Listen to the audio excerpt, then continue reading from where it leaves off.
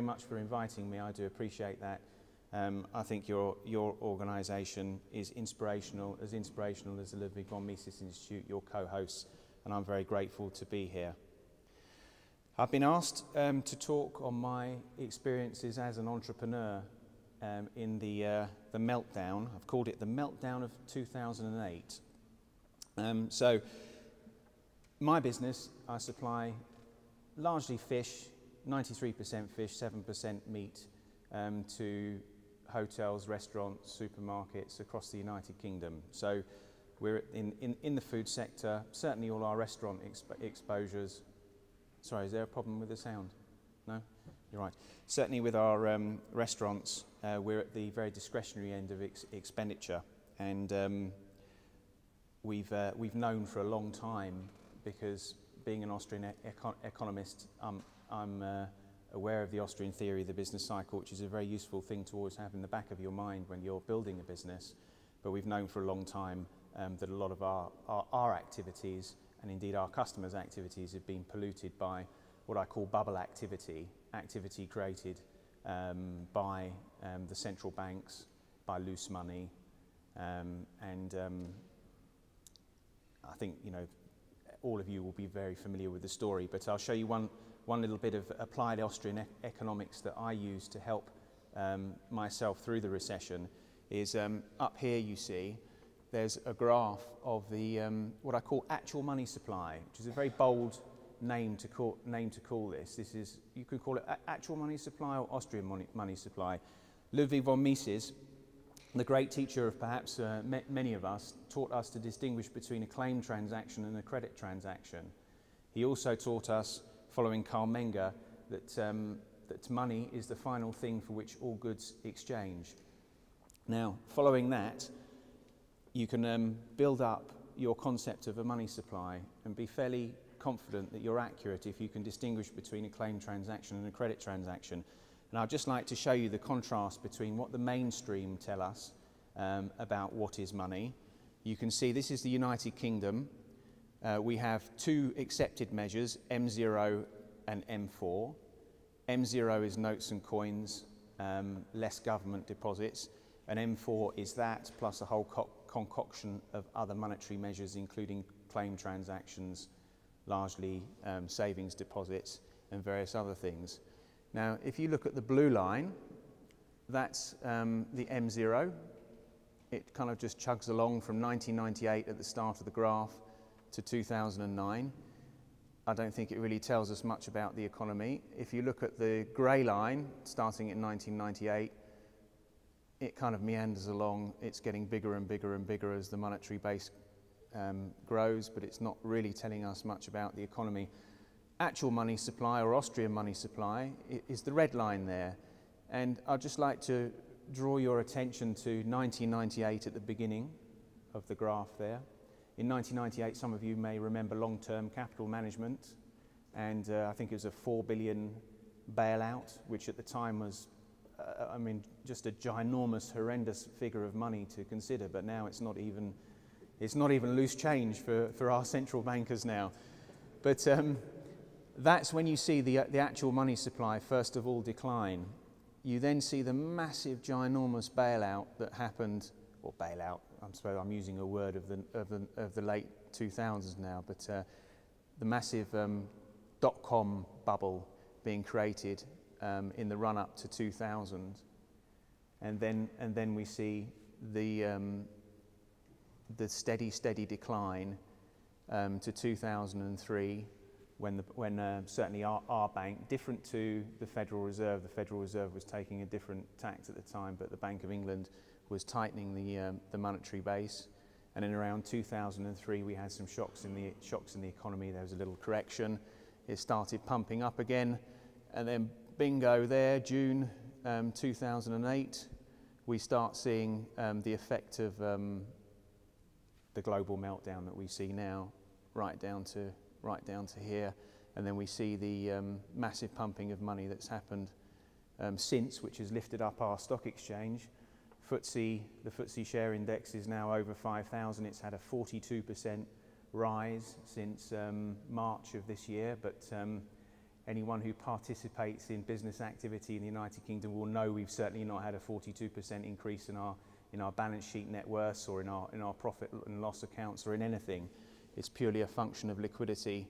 Unfortunately, the stock exchange, if your stockbroker tells you he understands companies and he's got some great insights into how these things work, I would counsel caution and always point to measures like this, which you see here, the Austrian money supply, which is telling me that liquidity is causing the nice, happy, warm, comforting feeling that we're feeling now in the UK economy. So, in my business, I've always been aware that the bust will come. I've got to say, no way on earth did I ever anticipate the severity of the bust. Let me just show you some other correlations. This is actually a correlation with FTSE, the Financial Times ordinary share index of the 100 highest market capitalized companies. There's a correlation. It's not wonderful, but you can see here how in the final analysis where we've had the red line, our uptick of liquidity. So here you can see how liquidity, the blue line is the FTSE index and the red line is the current monetary pumping of the Bank of England, and there's a good correlation. This is one of my favourite correlations, retail sales. As you can see, our red line on retail sales, watching the money supply, correlates almost exactly with the blue line, retail sales. And that's the correlation with GDP. So the Austrian school, or applied Austrian economics, which very few of us do, I can only think of probably 3 or 4 practitioners in the world who apply Austrian economics to major indices and trying to get an understanding in the mainstream world, if you like, can be very, very useful. And that's why in my business I've always been very cautious in terms of how we've planned our business. But during this process, I think another insight that the Austrian theory of the business cycle has given me is that during the time of the boom and the massive monetary pumping that we've seen a new class of entrepreneurs, or Jesus Huerto de Soto quite correctly pointed out to me, and I bow to his superior knowledge on this, that an entrepreneur is a pure form, and I shouldn't call anyone a sub-entrepreneur or a marginal entrepreneur, because of course that can't be the case. So I'll call them pseudo-entrepreneurs, if that would be acceptable to the great man over there. He nods his head, so I'm very glad about that. So the pseudo-entrepreneur came into existence in a major way during the dot-com boom. I think we can all relate to that. We can all see how banks, when they're presented with extra reserves at the central bank, they need to lend out that money. And how they lend out that money, if you've gone through your checklist as a banker of all the best investment cases, you choose those investments first. What are you going to do with this extra money? Well, you go to your next most marginal deal, and so on and so forth. And the problem with this central bank monetary pumping that we have is that the suboptimal or pseudo-entrepreneur comes into existence in force, someone who should really remain employed in their current job, but they fancy the life of an entrepreneur, and they borrow the money. A boom seemingly comes into existence, and then we're followed when it can't be sustained anymore. So the monetary pumping can't go on forever because you become inflationary. Then the whole house of cards falls down. So the Austrian theory of the business cycle, again, if you introduce that concept of heterogeneity into the entrepreneur, as opposed to just treating him as a blob or one class, can be a very useful tool. And I think, if I remember correctly, the Juan de Mariana Institute is doing a study of entrepreneurship to really understand the negative effects of bubble activity on entrepreneurship. Anyway, so I, like many of us in this room, have been aware of what would happen in the financial meltdown. In the UK, we started our financial meltdown in August 2007. August 2007 was the run on the Rock. I don't know whether any of you know the Northern Rock Building Society, but all of a sudden, it was a bit like the Mary Poppins film. I don't know whether you remember the Mary Poppins film where the boy asked for his, is it a pence or one penny or tuppence? He asked for his tuppence, and that was it. That was enough to put the whole bank out of business. Well, that happened spectacularly with the Northern Rock Building Society in August 2007. The government eventually did bail it out. It was a building society that its chairman is a gentleman called Matt Ridley, who writes quite good books on genetics, but he was certainly not a banker. And in his annual report, I remember reading a comment that his liquidity had gone down to such small fractional. His reserves had gone down to such a tiny fraction of his actual lending that he was proud to announce that he was going to try and move it down to zero by the time the next annual report was written, and then the rest is history. It went bust.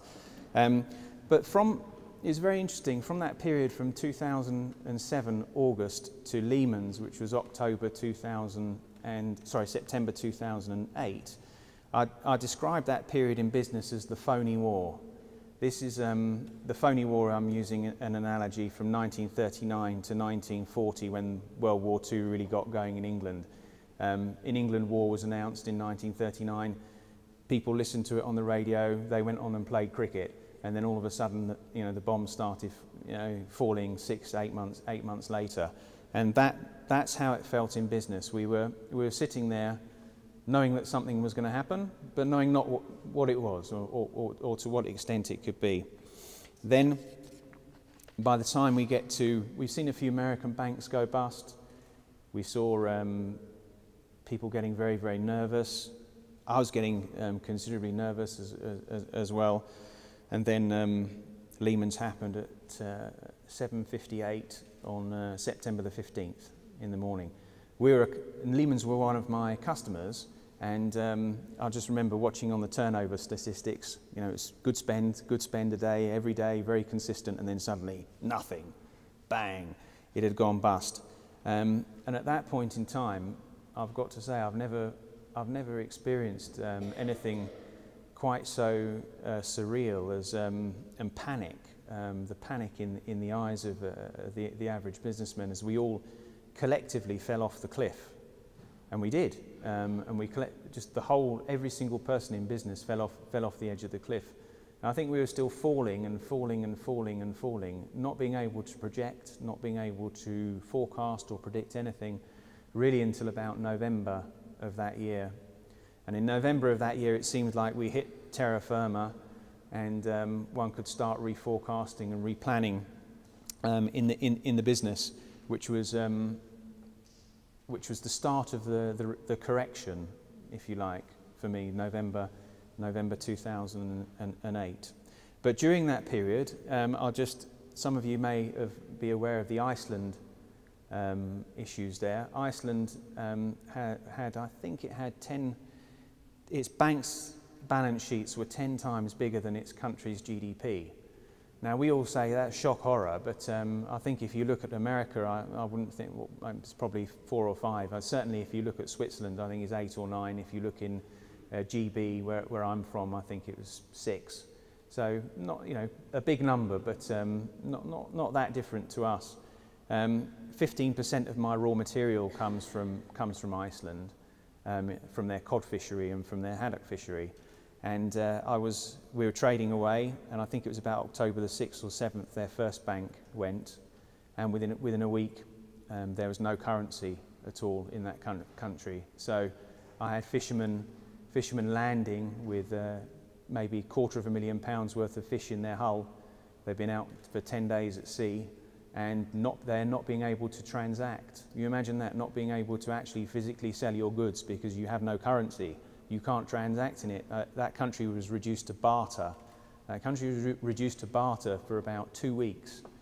And during that period of time, we had to rely on trust, and I mean trust, just blind trust from people who we traded with for years and years and years to send us product, and we would remunerate them in either euros or in dollars or sterling or some currency that they would accept, but we couldn't get it into the country because we weren't allowed, there's no method. I've got this great email, by the way, from the Central Bank of Iceland where I said, can I send you some euros? And they wrote back to me and they said, emailed back and said, no, we're in danger of going bust. And of course, they did. So in fairness to the Icelandic Central Bank, they were very honest to me, which I greatly appreciate.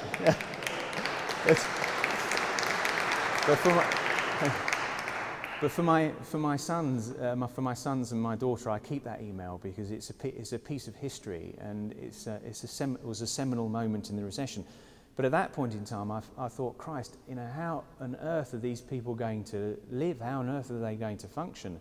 So at one stage, before we found a little loophole of how to get money to them, I was literally getting suitcases full of cash, hard currency, to go over there and transact with them. Otherwise, my supply line would have been, that's it, finished. I just wouldn't be able to purchase anything from them, and all the disastrous consequences that would be for me. So, in the end, we found someone in Denmark. Denmark was their former colonial. Iceland was the colony to Denmark. We found someone in Denmark who'd been stuck with a lot of Icelandic kroner, and I think his great delight, we came along and actually said, oh, we want some of that useless, worthless bit of paper so we can exchange for proper goods and services back in Iceland. But I've got to say, it's a salutary lesson to all of us, the experience of Iceland. Not many, I don't think it's it's a story that's been told around the world, but their government refuses to acknowledge the liabilities that it has, and it's supporting all these companies in an insolvent state, and they can't correct, and they can't come back and start trading properly, which is a tragedy. I think once the bubbles burst, that's it. You've got to wash your hands and get on with life. But anyway, some other observations. That's the Iceland story. Some other observations that have been very useful to me is I'm told that there's an output gap, and I'm told that there's a liquidity trap, and these things perplex me tremendously. The output gap is when economists, you probably all know this, when economists say that because we've gone down so much, that we can go up a lot GDP-wise before there's any inflationary pressures. I think this is a standard mainstream way of viewing things, and that's how they justify being able to print untold sums of money into the economy, because allegedly we're going to rock along and use up all our excess capacity, and there'll be no inflationary effect.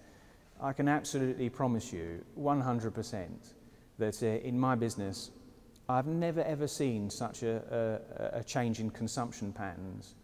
Consumption patterns away from luxury end or upper to middle luxury end to regular goods and services. So in terms of the products that I'm producing today to satisfy demand of my customers, they're entirely different to that which I was producing before the Lehman's collapse. So there's no output gap at all in my productive capabilities, because I'm producing now something different to suit the needs and requirements and demands of the people, of the customers' needs now, which are different than they were pre-recession. And I think this is the case whenever I talk to any business people across the economy, that this is the case. Things have fundamentally changed, and none of us will have surplus capacity around us of plant machinery and kits and tools and whatever to make things that will just suddenly allow us to absorb all this money. So unfortunately, I see a great degree of inflation coming in the future. I see a great tsunami of inflation coming in the future, and I think that's actually the bottom line of what the policymakers want to happen, because there is no other way out for them. They won't liquidize or liquidate assets. They won't let the corrective process happen in the marketplace. They'll actually continue just to inflate their way out of it. Myself on banks, I just think I better say my bit about banks. In up to 2008, I was a golden boy of the banks, and you used to be able to phone them up and get anything you want, money-wise. From 2008 onwards, all of a sudden, no matter how profitable you were a danger to the bank. They no longer wish to have you. I had the unfortunate experience of having to try and rebank my business in 2008 January, and I've got to say, I thought, and we are fortunately a very profitable company. I thought it would be impossible to get rebanked, and in the end, we managed to persuade them. Of course, they charged their pound of flesh, and we're now, I think, paying 100% more in terms of our borrowings than we were before. And interestingly, we, the taxpayer, the British taxpayer, we've put these, again, just mythical sums of money into propping up these banks, and they're meant to be lending it out to private sector businesses. On July the 31st, I bought a business that was doing £15 million turnover. It had lost in the last year £2.4 million. I was paying not one single penny for it. I was taking the turnover and putting the turnover into my various factories, and it would produce £1.8 million extra profit onto the bottom line. The consideration for the vendors was the debtor book. I would collect out for them and give them the money. So no money needed to be raised for this transaction, no money at all, and it was the most no-brainer deal that has ever been presented to me in my whole life. And it was turned down. I failed my first credit committee that I've ever failed in 18 years of business at the Royal Bank of Scotland, even when I'm not asking for any money. They turned it down. I have to go to credit committee because under the terms of our banking covenants, any acquisitions we do, you have to get their permission. But we were turned down, and I thought to myself, Christ alive, if this is what's happening to me, what's happening to the businesses out there. In the end, we did do the deal. We managed to get some of the senior members of the Royal Bank of Scotland to agree to let the transaction pass. But it's a sorry state. Those banks have moved from being, captains of the universe to being zombie banks, to now being departments of the state. And I don't know how. I don't quite see how it's going to work its way out. But anyway, I think, just in conclusion and summing up, I think anyone in business would do well to heed the words of the Austrian theory of the business cycle. They'd do very well to understand the key money supply metrics in their country, because these are all things that can help you prevent yourself from being blown away in a recession. And I'm just delighted that in 2005 I tapped in, or 1997 I tapped in the words Ludwig von Mises to the internet, and up came the Ludwig von Mises Institute, and that put my thinking over a period of time. It took a little bit of time for me to get comfortable with what they were saying, but put my thinking very, very straight, of which I'm grateful. I see Lou standing there in the background there. I'm very grateful for his all the work he's done. But it certainly kept me on the straight and narrow during the recession, and I hope that if any of you are in business, you might have gained something useful out of my talk here today. Thank you very much. you.